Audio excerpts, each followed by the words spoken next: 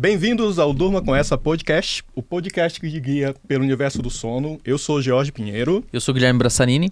Gui, hoje a gente tem duas convidadas muito especiais. A gente vai conversar sobre um assunto muito importante. Você não pode dormir sem saber sobre sono, obesidade e um assunto quente, que é o novo estudo da tirzepatida. E quem são nossas convidadas, Gui? Então, elas são pesquisadoras em clinical trials das áreas de obesidade e diabetes no Hospital das Clínicas da USP, aqui em São Paulo. A Bruna, ela é médica endocrinologista, doutoranda lá pelo HC da USP. A Mariana Delgado, ela é médica otorrinolaringologista com área de atuação em medicina do sono, doutoranda também em ciências pela Faculdade de Medicina da USP. Prazer, meninas, é muito bom tê-las vocês aqui. Duas mulheres pesquisadoras, né, junto com a gente, que honra. Obrigada pelo convite, eu fico muito feliz de vir e é sempre um prazer participar de um projeto que a gente tenha assim, respeito e que saiba que é tão bem feito quanto o de vocês. Obrigada mesmo. A gente agradece.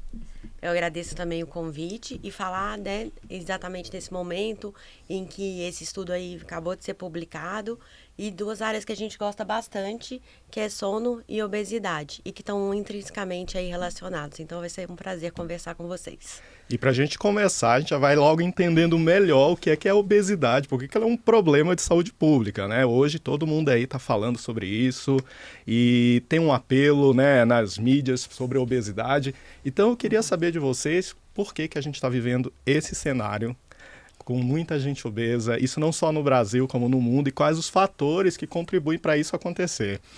Bem, eu trouxe até alguns dados aqui para a gente, principalmente de Brasil, tá? Então, pelo último Vigitel de 2019, a gente viu que a população com sobrepeso ou obesidade, o que seria a população com IMC maior ou igual que 25 no Brasil, está em torno de 55,4%. Então, mais da metade dos brasileiros estão convivendo aí ou com sobrepeso ou com obesidade. Obesidade, especificamente, a média ao longo do Brasil, que aí seria um IMC acima de 30, foi quase de 20%. A gente vê um aumento progressivo nas últimas décadas, e sim, é uma tendência não só brasileira, mas uma tendência que a gente vê mundial. E isso chama muito a atenção, mas não só pela tendência que é global, mas também pelo fato de que a gente não consegue atribuir um fator único que seja causal disso.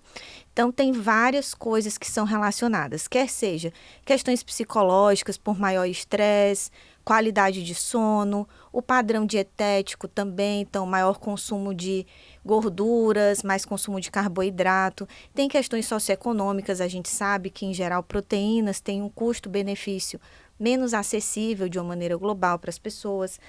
Tem padrão genético também, lembrando que é multifatorial, então a gente tem diversos genes que estão associados. Tem a questão do marketing, então a gente pode atribuir a diversos fatores para a gente ter esse resultado final. Todas as faixas etárias, está crescendo essa tendência? Como que é isso? Todas as faixas etárias. Então, a gente vê tanto em crianças, adolescentes, tanto que até uma tendência que a gente vê nos últimos estudos de obesidade é cada vez mais incluir a população adolescente.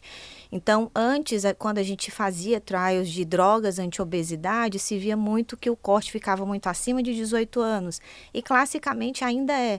Mas, cada vez mais tem estudos com adolescentes a partir de 16 anos, de 15 anos, porque é um problema global. Então, assim, a gente vai ter que ficar de olho nisso ao longo do tempo.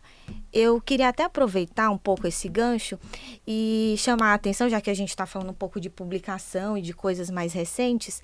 Tem uma publicação que eu sugiro muito para quem estiver ouvindo ou quem estiver assistindo a gente de olhar, que é uma revisão da Nature, que é só sobre obesidade metabolicamente saudável. Será que isso realmente é um termo polêmico, válido? Hein?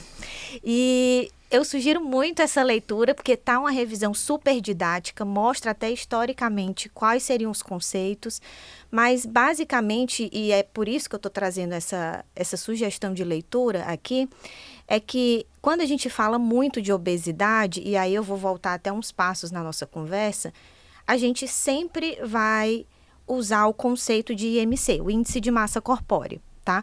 Classicamente nos trials, tudo a gente vai usar isso por uma questão de aplicabilidade, é mais simples, enfim. Essa vai ser a grande questão. Mas, nesse estudo da Nature, o que a gente questiona é por que algumas pessoas com IMC maior que 30 são metabolicamente saudáveis e outras não? O que será que diferencia?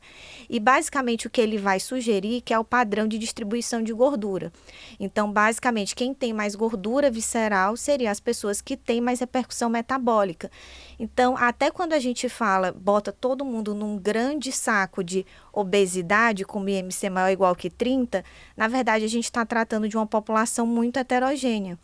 E lembrar sempre que obesidade, né, gente, é uma doença crônica, que eu acho que até entre nós, profissionais de saúde, ainda tem uma certa resistência com esse conceito de que, sim, a obesidade é uma doença crônica e que quando a gente fala de doença crônica, a gente vai pensar em algum manejo que também seja contínuo, né?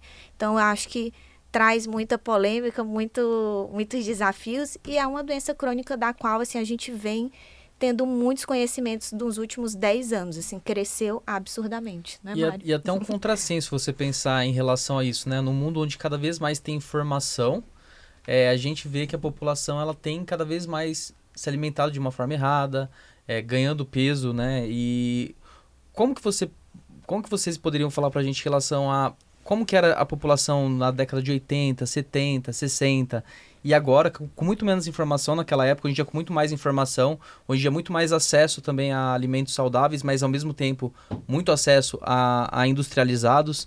Então, eu acredito que seja,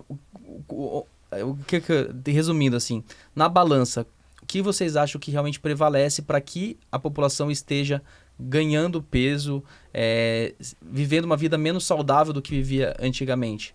Sendo que elas têm muito mais acesso à informação, a saber que os alimentos, a alimentação saudável ela vai influenciar numa boa qualidade de vida, na prevenção de doenças.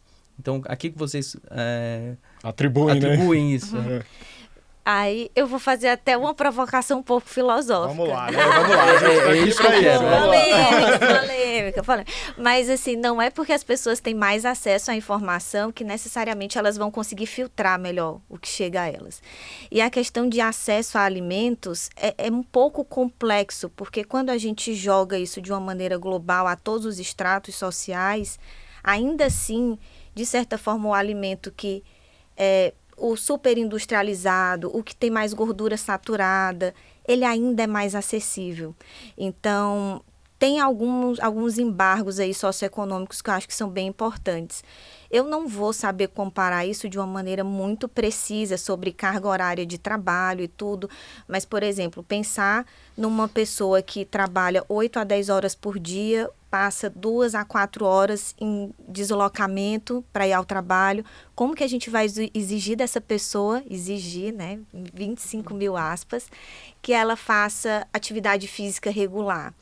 Então, tem muita coisa assim para a gente explorar. Eu acho que por isso que é tão desafiador você trabalhar a obesidade e sempre é fundamental, por mais que pareça clichê, no mundo da medicina a gente falar isso, mas de você entender o universo daquele indivíduo. Porque às vezes a gente fala dentro de um cenário ideal ou do que deveria ser feito, mas que acaba sendo pouco acessível para aquele paciente. Aproveitando aí o gancho da Bruna, né, quando a gente pensa em populações heterogêneas, a gente sabe que a privação do sono, né, ela vai, né, essa população que tem dificuldade de deslocamento, que tem dificuldade de acesso, ela vai ter uma restrição de sono, porque as 8 horas de trabalho dela não são as 8 horas de trabalho, tem todo um tempo de deslocamento, né? Isso aí também vai alterar toda a regulação hormonal que acontece durante o período do sono. Então, a privação do sono como mantenedor aí desses mecanismos. E aí a própria pergunta do Gui até reforça um pouquinho dessa questão do preconceito mesmo com a obesidade como doença, né? De que é fácil, é só fazer uma dieta e atividade física, a gente vê a mudança de paradigma que foi aceitar o tratamento farmacológico para a obesidade, que não é só uma questão de boa vontade, né?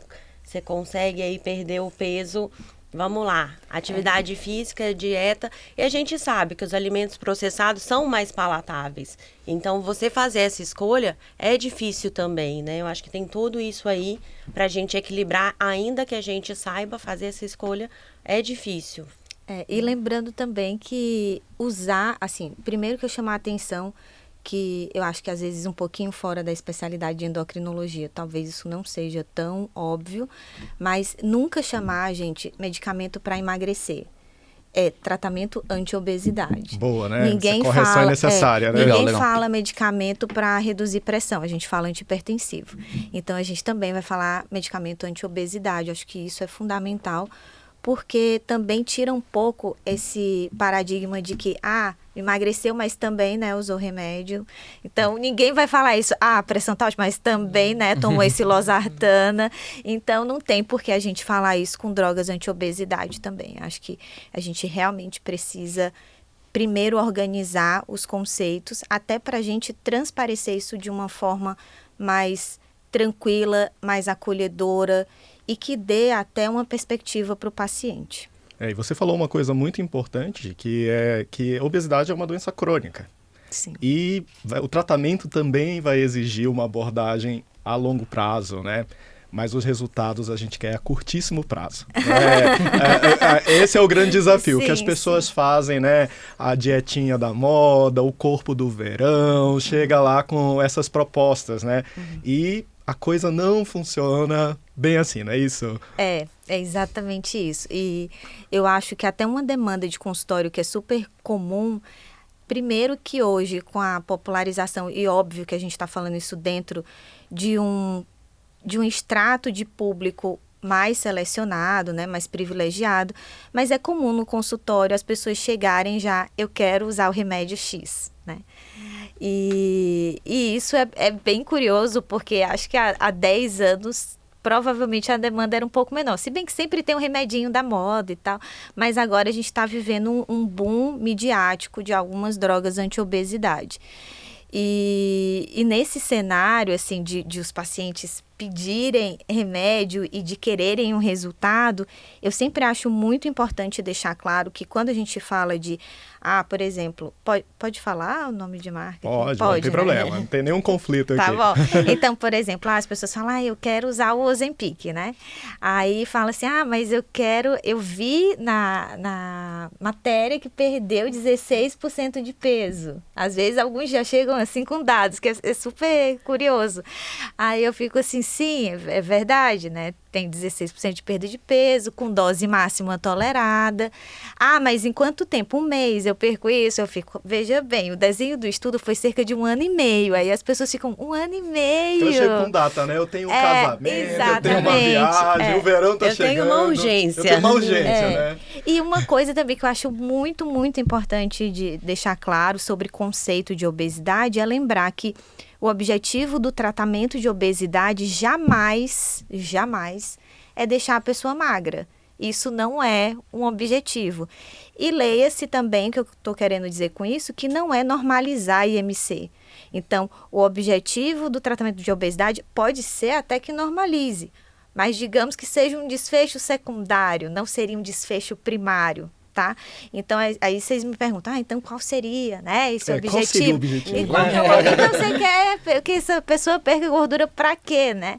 Então, assim, a gente considera, de acordo com a classificação de IMC, qual seria a meta para você considerar a obesidade controlada.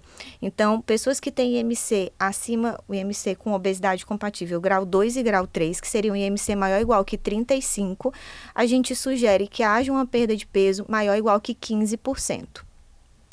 Quem tem obesidade grau 1, que seria aquela faixa entre 30 e 34,9, uma perda de peso de 10% já seria um bom controle da obesidade. O que não significa que a pessoa não possa perder mais do que isso. Não tem problema. E lembrando também que esse negócio de peso ideal é um conceito anos 90, né, gente? Vamos desapegar, né, por favor. Bruno, isso já caiu, né? E é onde se enquadra os pacientes que trabalham com hipertrofia, que eles têm ganho de peso, mas principalmente a custa de massa muscular. Aí onde que entra também, então, outras avaliações aí além do IMC, né, pra gente entender. Aí, exatamente, por isso que a gente fala tanto que, assim, quando a gente só usa o IMC como critério, a gente recai em vários erros, porque a gente está usando um conceito exclusivamente quantitativo. A qualidade desse peso em relação à altura é completamente ignorada. Então, se eu pego um bodybuilder da vida, aí eu vou dizer, nossa, ele está compatível com obesidade grau 1. Pode ser que E muda até com etnias também, né? Exatamente. Por exemplo, a população japonesa, a gente usa critérios diferentes, às vezes até com a faixa etária, entendeu? Idoso, a gente usa alguns critérios diferentes. Então, tem várias coisas para a gente lapidar no conceito. Porque, basicamente, quando a gente fala obesidade, o que a gente está olhando é a cronicidade, a consequência, né, da exposição crônica ao excesso de tecido adiposo. Então, se você não tem tecido de adiposo, né, não tem esse excesso de tecido adiposo, então o conceito caiu por terra para aquela situação. Mas, em geral, o IMC sim vai contemplar a maioria da população. A gente não pode esquecer da aplicabilidade, em qualquer lugar pode ser feito. Então, quando a gente fala em saúde pública, é importante a gente pensar nisso. E a segunda coisa é que a gente pode usar alguns métodos, né, de avaliação de composição corporal. Né? Lembrando que o que seria padrão ouro, por exemplo, para a gente conferir gordura visceral e tudo, seria até ressonância magnética, o que a gente usa em raríssimos estudos. Né? Até em estudo clínico é um cenário difícil de a gente conseguir expor um paciente a uma ressonância e tudo só para ver e com a uma gordura análise visceral. super específica, né? Exato. Então, a gente, né, falando aí do estudo do New England agora, né, a gente teve alguns pacientes que foram submetidos à ressonância, os dados já foram liberados, mas as ressonâncias continuam em análise. Então, algo muito longe da prática clínica aí, né, para o paciente de consultório. Não é acessível, né? Tem até estudos mostrando correlação de pacientes com o mesmo IMC e depósitos de gordura na língua com a ressonância, com correlação com a apneia, né? Então, pacientes com o mesmo IMC, um com apneia grave e o outro sem apneia. Por quê? Vai ver a deposição de gordura em língua, por estudos de ressonância magnética mostrando isso, que é muito interessante. Em relação, a gente conversou então a respeito desses fatores que envolvem toda a questão da obesidade. Eu queria perguntar para você, Mariana, em relação ao sono e obesidade, como você vê a importância do sono para o controle então da obesidade? Bom, eu acho que eu consigo ver muita semelhança assim, entre os dois aspectos, né? Quando a gente fala em doenças do sono, e especialmente a apneia, assim como a obesidade, a gente está falando de uma doença heterogênea, né? Com múltiplos fatores aí que podem interferir. Mas a gente sabe que o peso e o envelhecimento são os principais fatores de risco. O envelhecimento, né, como mecanismo de ação através da infiltração de gordura no músculo, né? Então, a gente teria aí o peso como dois, né, fatores de risco. Tanto ele por si só, como permeando o envelhecimento. Então, como é importante a gente manter esse controle. Quando a Bruna fala de obesidade saudável, a gente fala de reversão de comorbidades, né? Tanto de fechos cardiovasculares, quanto a apneia aí entrando nesse sentido, ajudando aí uma melhora de qualidade de vida e de envelhecimento. Além disso, a gente sabe que insônia, privação de sono, todas essas outras doenças associadas ao sono, elas vão ser disruptores, né? Os microdespertares vão aí impedir que a pessoa alcance sono profundo, REM, N3, que vão estar aí diretamente relacionadas às fases dos sonos em que tem maior secreção hormonal, ADH, GH, regulação de insulina. Então, tudo isso aí vai contribuir, né, para uma compulsão ou uma ingesta maior calórica. A gente tem alguns estudos que comparam pessoas que foram submetidas à privação de sono e outras não, com um consumo aí de até 200 a 300 calorias a mais no dia seguinte. Então, isso você pensar 300 calorias em um dia pode ser pouco, mas se a gente pega um trabalhador de turno que está cronicamente exposto a isso a longo prazo tem aí um impacto muito grande. Então, eu acho que esses dois assuntos combinam muito bem e devem ser conduzidos aí sempre com esse olhar multidisciplinar, porque o paciente tem muito a ganhar com isso.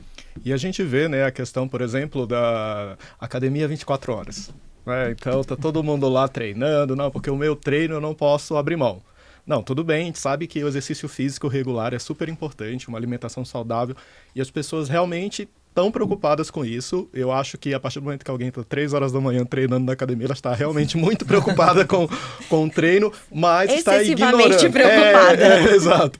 Mas ignora esse terceiro pilar importante que é o sono, né? E hoje a gente sabe aí que em 2022 a Academia Americana de Cardiologia colocou o sono como 8º pilar para uma saúde saudável, né? Os pilares essenciais para a saúde. E a gente sabe também, né, Mari, que o sono ele tem essa relação bidirecional com a obesidade, né? Um influencia o outro. Você, como é uma pesquisadora da apneia do sono, que está ali no laboratório fazendo análise, né? Como que você enxerga essa relação aí? Obesidade piorando o sono, sono piorando a obesidade, esse complicador.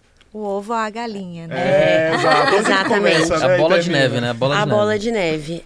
Eu costumo dizer, né, especialmente para o paciente sedentário, e aí às vezes que vem com uma queixa de apneia, e aí vê o exercício físico muito relacionado à perda de peso, né, e a gente sabe que esse impacto vai ser a longo prazo, eu costumo sempre falar que o exercício físico é o principal hipnótico que a gente tem natural, né? Lembrando lá do processo S, então gasto de ATP está diretamente relacionado a uma boa noite de sono.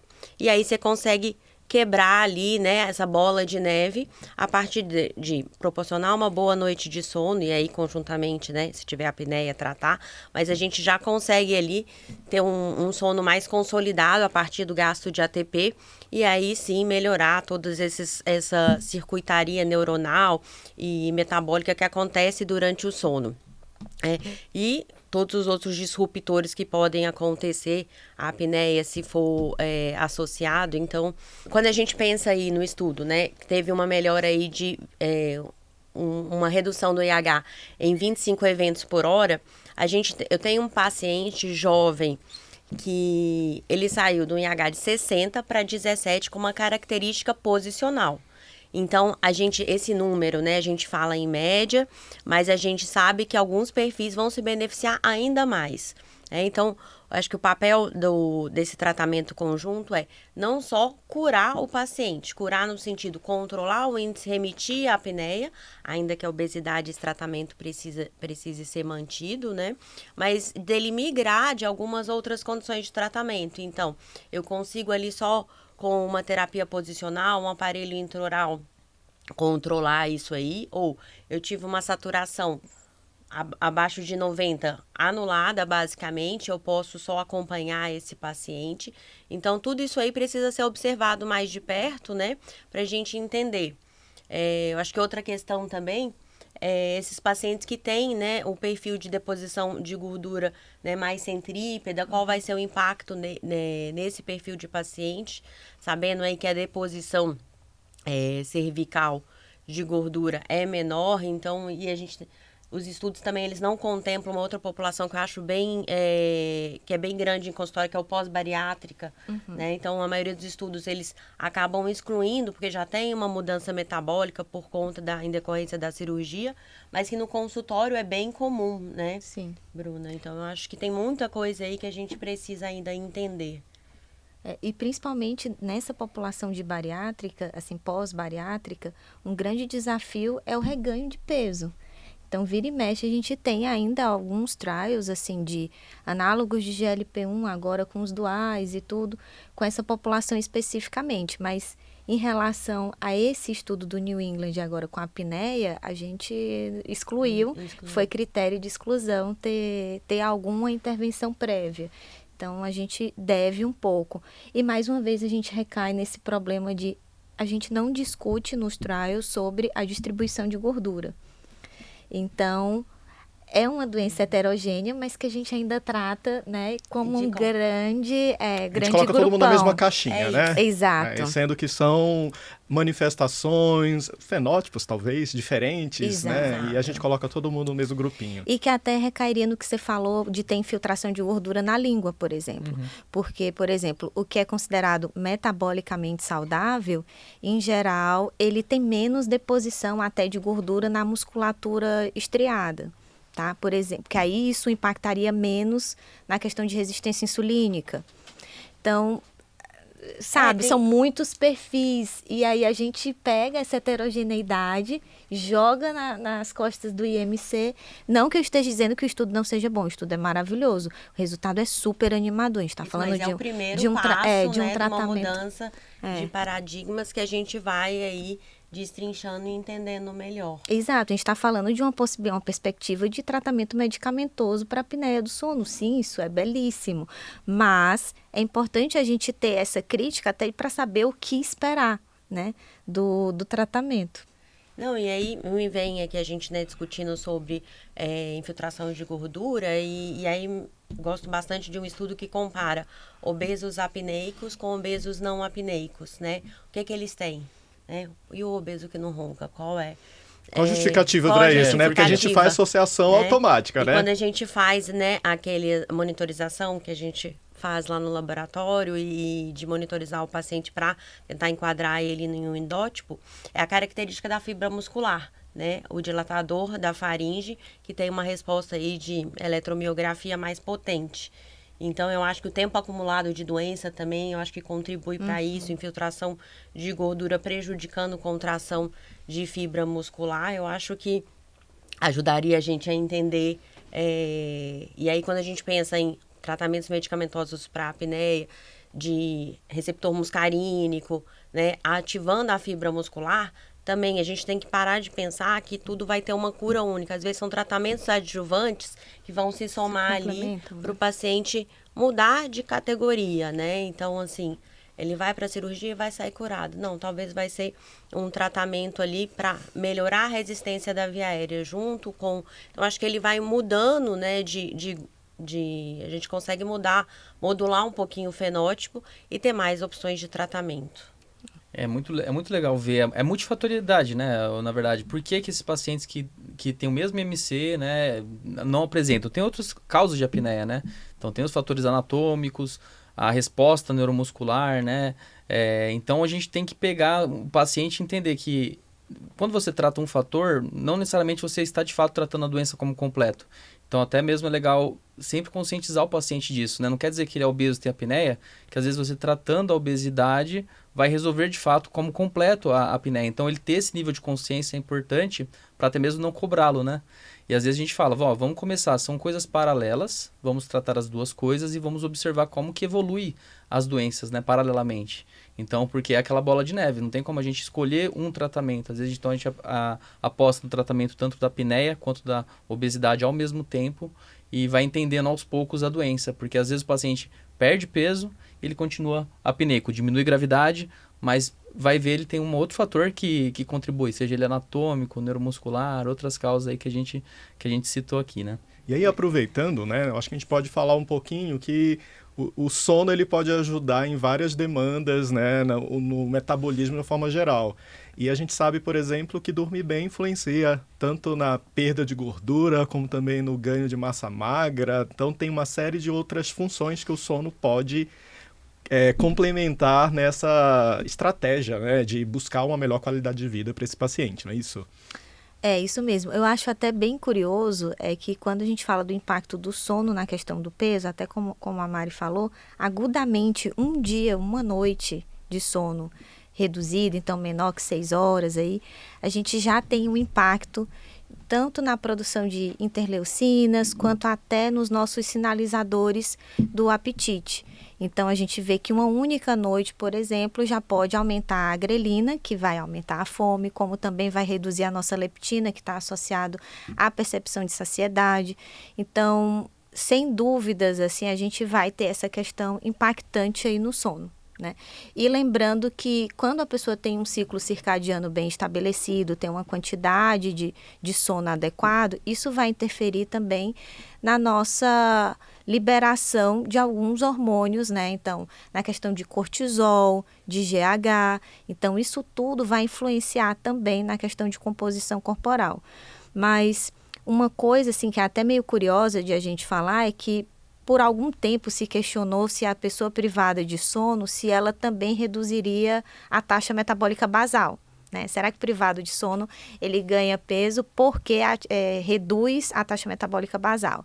E o que a gente vê, assim, o que a gente tem mais conhecimento hoje é que não, a taxa metabólica basal em si, per si mesmo, não vai impactar. Pode até impactar de forma indireta, pensando que a pessoa que está privada de sono vai fazer menos atividade física porque ela está cansada e aí vai ter menos gasto. Mas, de fato, não impacta diretamente na taxa metabólica basal.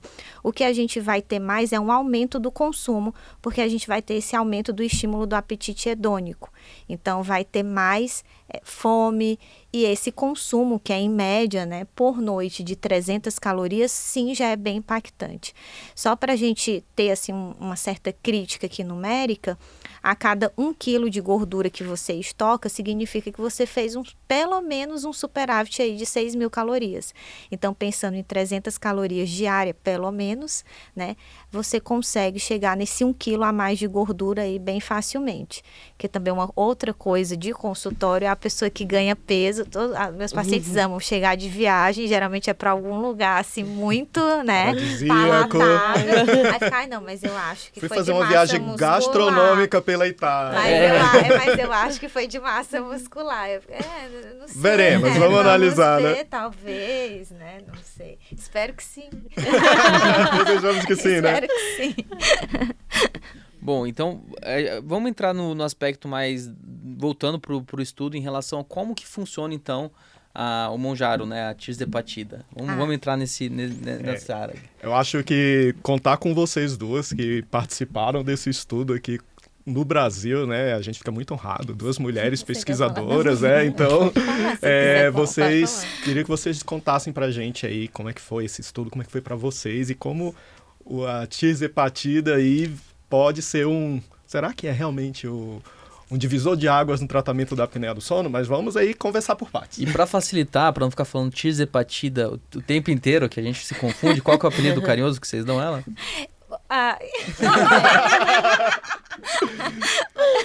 Não é que tá brincando que no centro, às vezes, o pessoal chama de Tirze.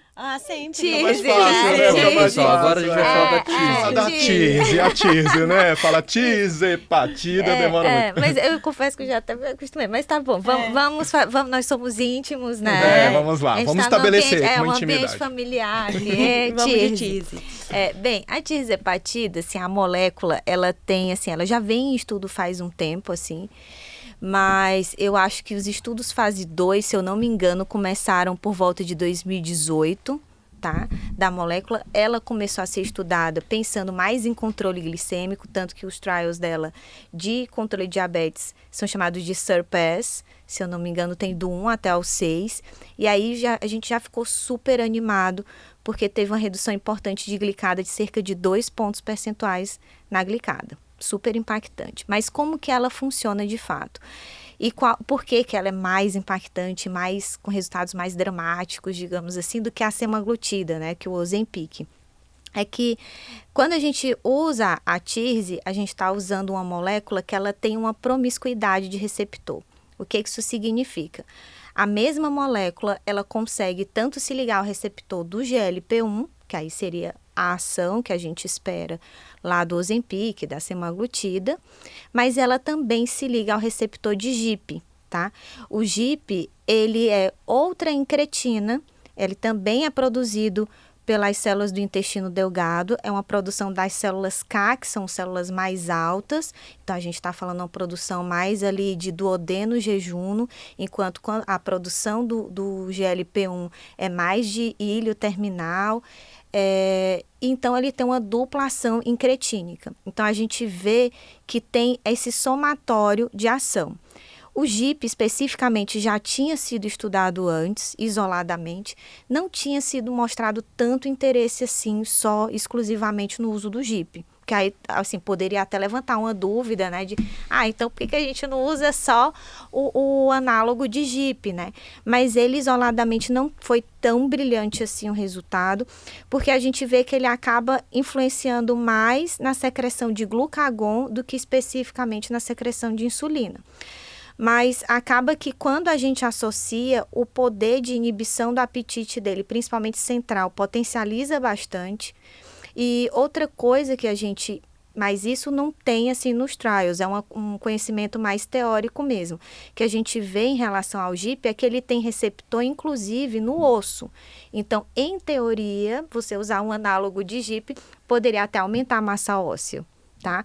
Mas a gente, na prática, tem visto que quando a gente usa essa molécula dual, né, com essa promiscuidade de ligação ao receptor, a gente tem essa potencialidade nos resultados.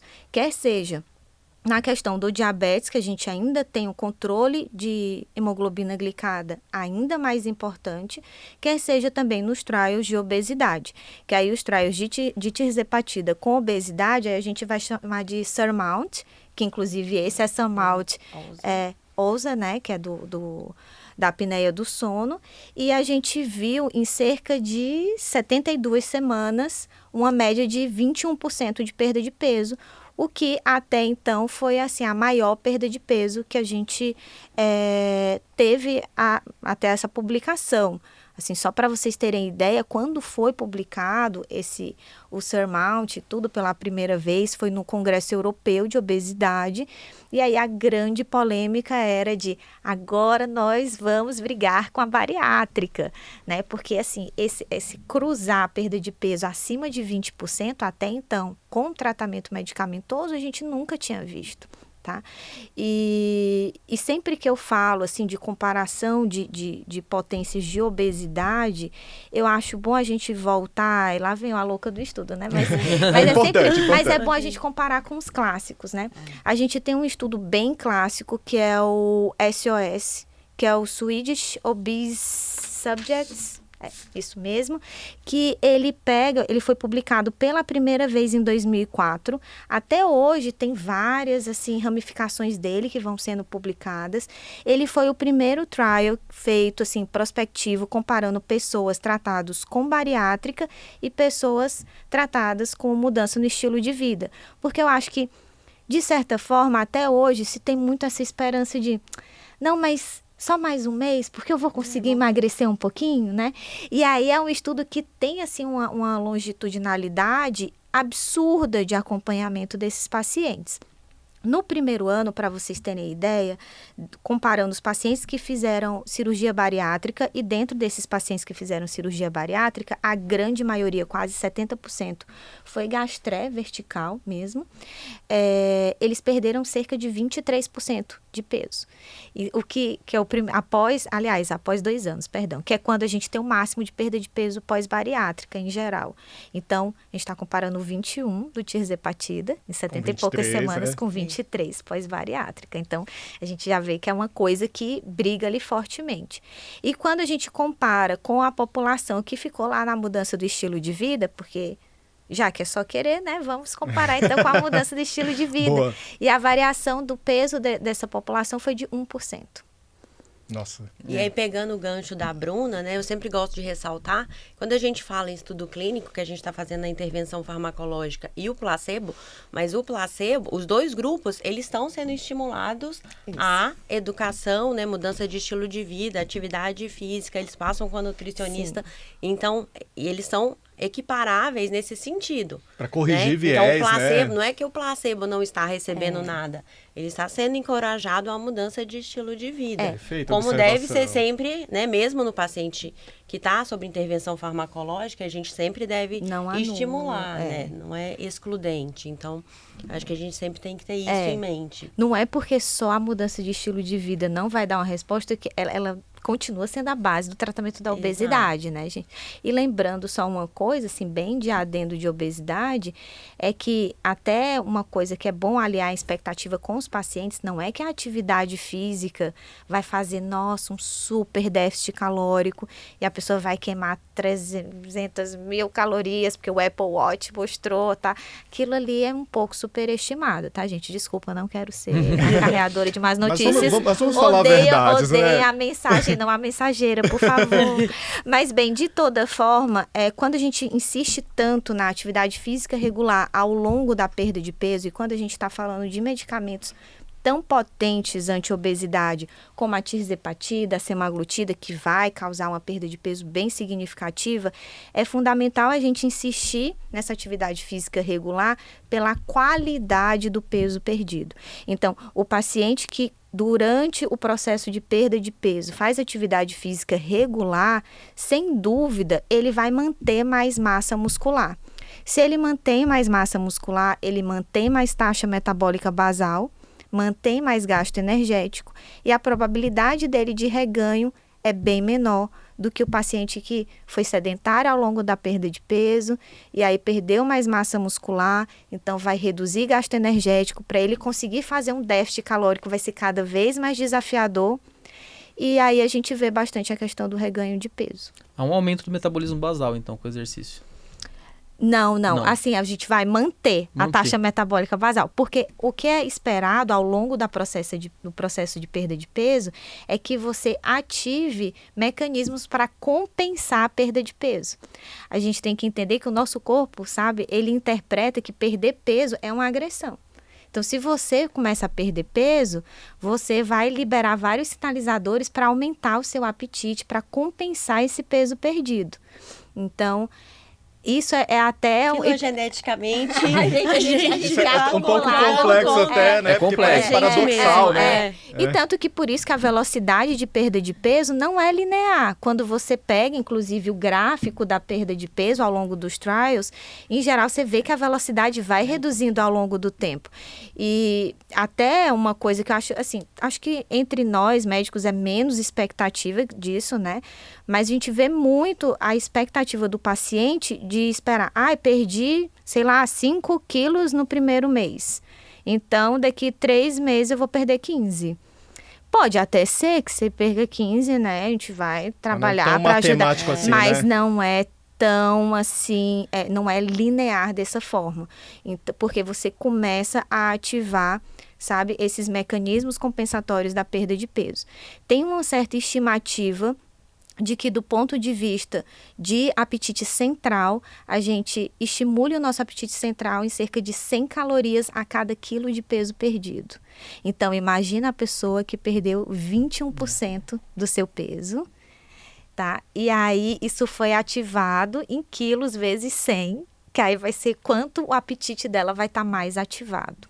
Tá? E por isso também que é importante, assim, eu já estou trazendo aspectos práticos, tá? Assim, só fugindo um pouquinho do clinical trial, mas assim... que é mundo real, mas, né? Mundo real, né? Mas assim, coisas que são importantes de a gente deixar bem definido por que é tão importante às vezes e por que o estudo incentiva tanto, se vocês forem olhar, até na tirzepatida, quando é usada assim, tirzepatida em que dose? Dose máxima tolerada, que no caso foram 10 ou 15 miligramas por semana, né? É essa a dose que é preconizada. E por que a gente insiste tanto em fazer essa progressão? Lembrando que sempre é uma progressão, né? O paciente nunca vai começar com 10, com 15, né? A gente tem que progredir até por uma questão de tolerância. Mas a gente acaba até aumentando também, não porque o remédio perde efeito, que aí eu acho que também é importante a gente saber isso. O remédio não vai perder efeito. Você vai continuar com a concentração ali de incretina que você nunca teve, né? Vai continuar fazendo efeito. Não tem down regulation desses receptores, tá? Mas a grande questão é que como você começa a perder peso, você tem mais mecanismo compensatório. A fome, se a gente for olhar a quantidade de grelina do paciente que perdeu já 15% de peso é infinitamente maior do que quando ele estava no momento zero. Então, a gente sim vai precisar de mais medicamento para poder segurar mais essa questão de inibição do apetite, para ter efeito mais importante. E por isso que no clinical trial a gente insiste tanto na questão da progressão de dose.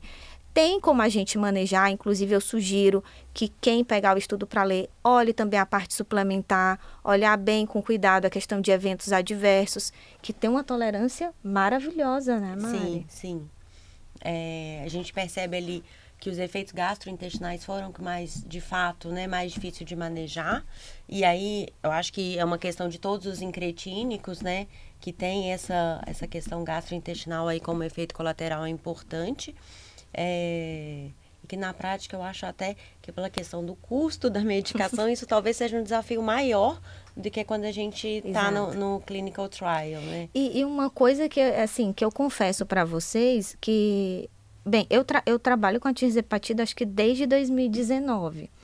E quando eu comecei a trabalhar, eu ficava meio assim, nossa, a droga é muito mais potente, vai vir muito mais evento adverso do que comparado com a semaglutida, por exemplo. E isso é uma expectativa que não, errônea. Tá? Não se então, assim, traduziu em realidade, né? É tão bem tolerada quanto a semaglutida. Eu até trouxe uns dados aqui, especificamente desse último Surmount, do OSA, tá? Então, só para vocês terem ideia, entre a população que usou o medicamento, teve uma prevalência de cerca de 80% de evento adverso, enquanto na população placebo foi uma média de 75%. Nossa. Então, assim, super bem tolerado. A grande maioria dos eventos adversos foram de leves a moderados, tá? E de evento adverso grave, dentro do grupo inteiro, considerando o placebo e os que usaram droga, foi só de 7,5%. Então, assim, você vê que pelo benefício é muito bom o resultado, assim, é uma tolerância muito bem feita, óbvio que respeitando a questão do tempo, da progressão, da posologia, né? Isso é muito importante, respeitar a posologia. Né? O que ele considerou um efeito adverso grave nesse caso? Então, quando a gente vai fazer os lançamentos de cada evento adverso, primeiro você tem que lançar de um por um, como pesquisador, né? Então, assim, tive diarreia, náusea e vômito, vão ser 3 eventos adversos, tá? Cada um vai ser... Uma coisa, quando a gente fala desafiador, de efeitos gastrointestinais, na prática. Não é um grupo, vezes, né? É tudo bem subdividido. E aí, cada um você vai classificar. Em geral, o grave, a gente considera que ou precisou de assistência médica, precisou de atendimento. Exato. Né? Como um evento importante aí, que a gente abre.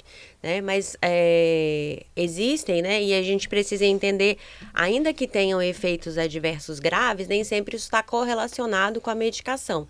Então, nessa hora, a gente precisa avaliar sobre a ótica da ciência mesmo. Então, qual que é o número necessário de tratamento para que eu tenha um efeito adverso, né? E isso aí, a gente precisa tratar muita gente para que tenha um efeito grave. Então, é uma droga segura.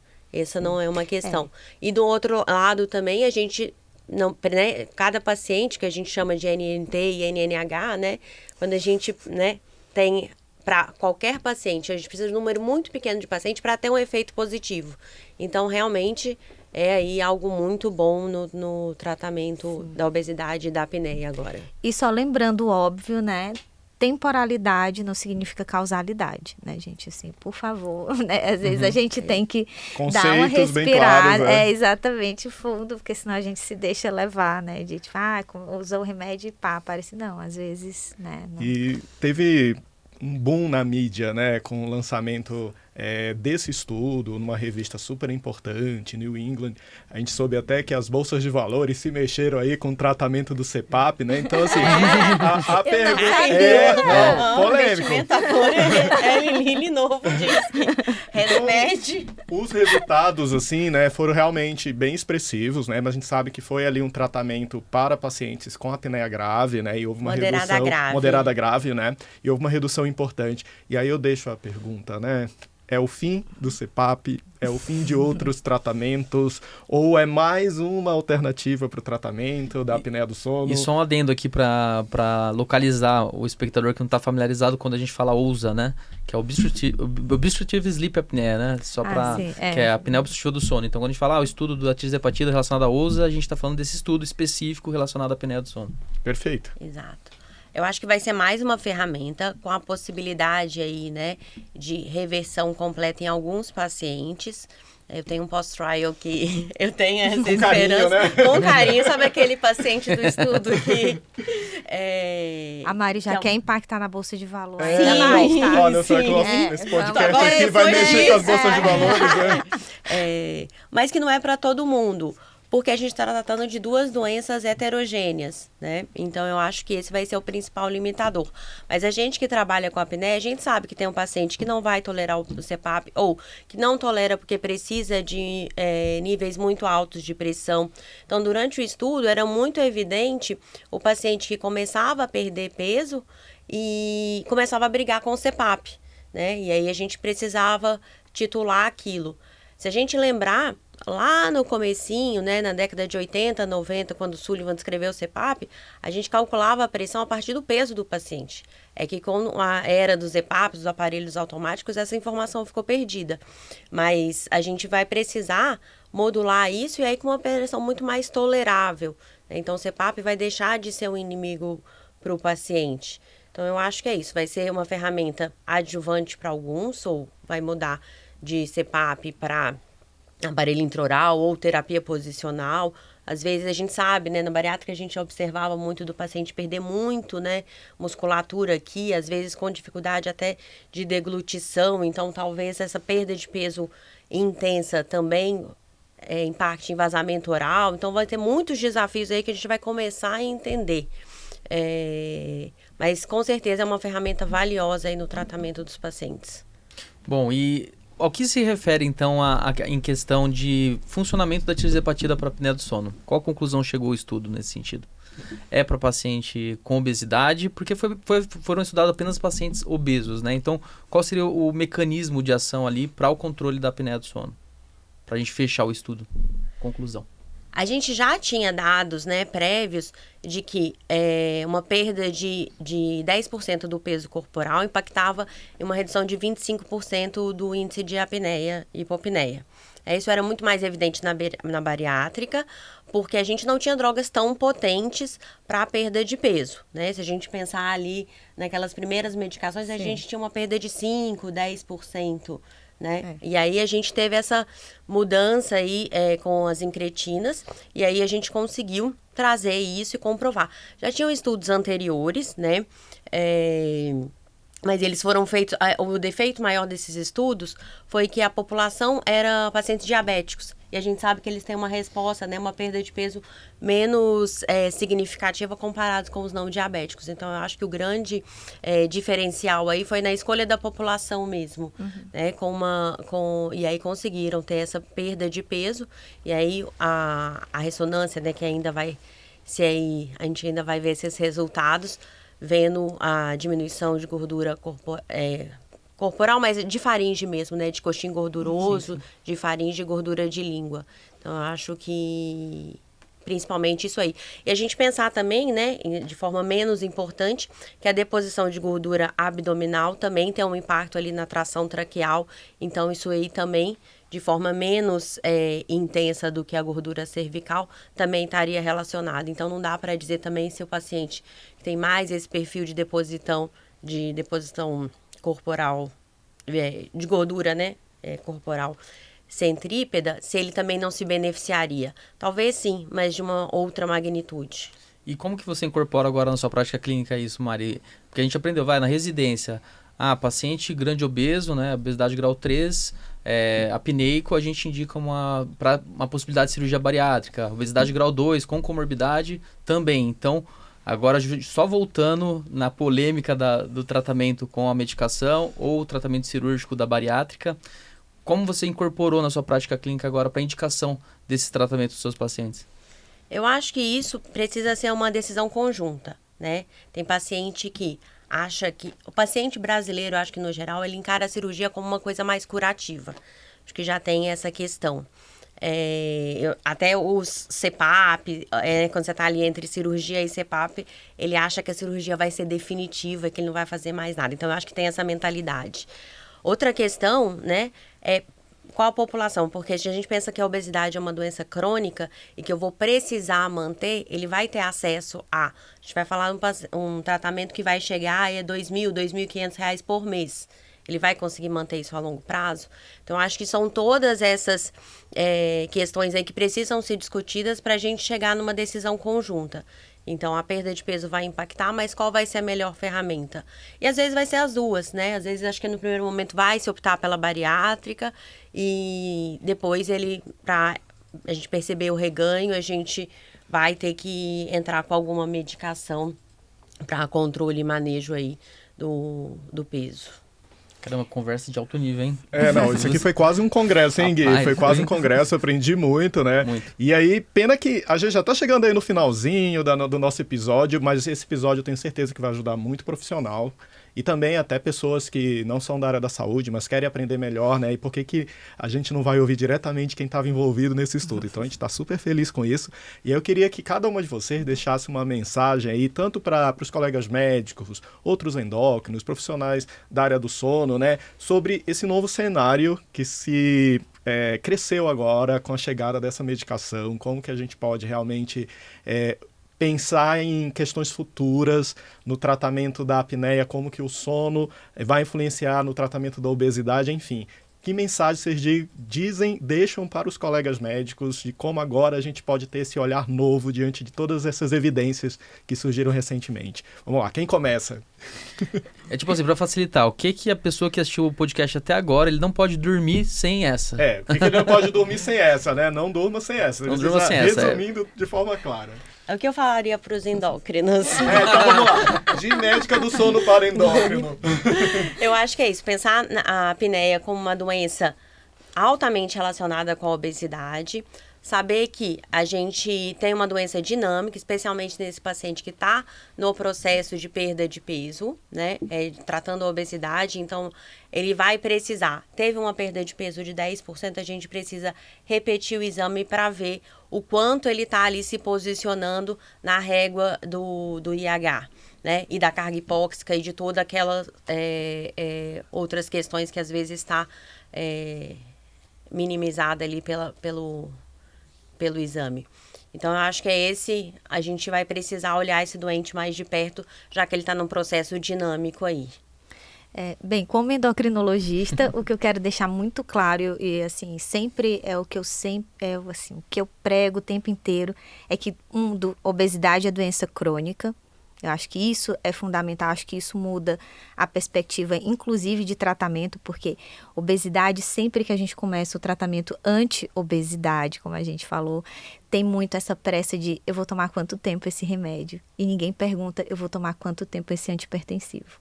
Então, entender que a obesidade é uma doença crônica, eu acho que muda muito a perspectiva, entender que não é todo paciente com obesidade que é igual, então eu acho que principalmente na prática privada a gente tem o privilégio de estratificar um pouco melhor isso, de olhar com mais atenção à composição corporal. E por fim, assim, para ser bem sucinta, é a gente entender que falar para o paciente perder peso não é um conselho. Isso é um tratamento médico. Então, não sejamos covardes de falar para o paciente, é só você perder um peso e você volta, porque não é conselho. Isso é tratamento médico e não é um tratamento médico de frente única, é uma frente ampla. Então, eu acho que a gente tem que sempre tratar obesidade com muito respeito e com toda a complexidade que demanda. Que sensacional essa mensagem, né, Gui? Sim. Fica para finalizar todo o processo. Bruna, quero te agradecer por estar aqui com a gente, colaborar tanto. Mari, que está aí fazendo tantas pesquisas. Fiquei super feliz de contar com vocês. A gente aprendeu muito aqui. A gente aprendeu muito, né? Eu vou assistir esse episódio umas 3, 4 vezes para fixar todo esse conteúdo. Uma aula. É um congresso. Vamos congresso. Bateu um congresso, falou. Vamos congresso. Eu que agradeço de verdade. Acho que sempre é uma honra participar desses projetos bonitos assim. E a gente está à disposição, né, Mari, para voltar. Claro. Olha, a promessa é dívida, quero voltar, promessa é dívida, eu chamo. Não, apareceu uma novidade, vocês sentarão aqui de novo na hora. Perfeito. Pessoal, você que acompanhou, compartilha esse podcast com quem você quiser, com outros colegas, com profissionais médicos ou aquela pessoa que quer saber mais sobre sono e obesidade. Então, mais uma vez, obrigado por contar com a gente e continue que vem novos episódios aí com temas super especiais do Durma Com Essa podcast.